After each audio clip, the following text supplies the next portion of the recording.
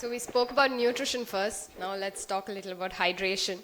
So proper hydration is important to prevent fatigue and recover from exercise, because increased fluid intake is definitely necessary with prolonged or intense exercise due to increased sweat production. So as they keep working out and as they keep performing their activity, there is a higher amount of sweat production, which causes the increase in fluid intake and the requirement for increased fluid intake. So even a slight amount of dehydration in an athlete can cause a significant decrease in the athletic performance. And during vigorous exercise, that is when the VO2 max is above 70%, we need to understand that the gastric emptying may limit the fluid absorption. So athletes have to train their gut, which I spoke about in the previous session also.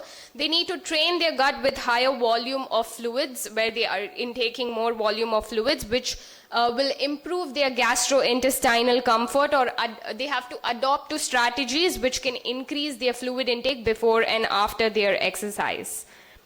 So fluid intake has to be individualized to ensure athletes use opportunities to drink at a rate that prevents thirst. So just like the diet has to be individualized for each and every athlete, your fluid intake also has to be individualized. So carefully you have to monitor any acute changes in your lean body mass or over an exercise bout to decrease your sweat rate. And a fluid intake plan can be developed during training in similar environmental conditions. So use changes in your body mass, use changes in the urine color and thirst upon awakening to track daily changes in your hydration status. So gut comfort is very important. It has to be considered, otherwise it may cause gastric distress. So make sure you are used to drinking enough water or drinking big amount of water at one single time, so that it is not causing any kind of new symptoms for you on the day of the practice or on the day of the match.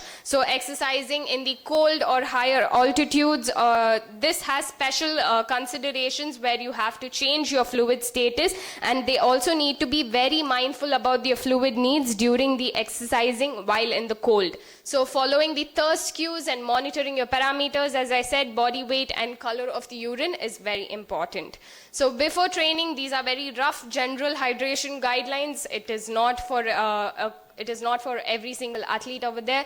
You need to get a personal plan according to your appropriate hydration for the individual needs. But a general guideline would be before training, 250 to 500 ml of water, that is 3 to 4 hours before the exercise. And during training, go for 400 to 800 ml of water, or it can be any other fluid needs. Post-training, 125 to 150% more than fluid loss, or you will take 1.25 to 1.5 liter per kg of weight loss. And you don't always have to just rely on water for this. You can also go for the other hydration techniques. You can use buttermilk, soups, rasam is used by many people. So you can use any tender coconut water is a great way to hydrate yourself as well as replenish your electrolytes. So it just doesn't have to be water. You can also go for the other hydration sources. Thank you.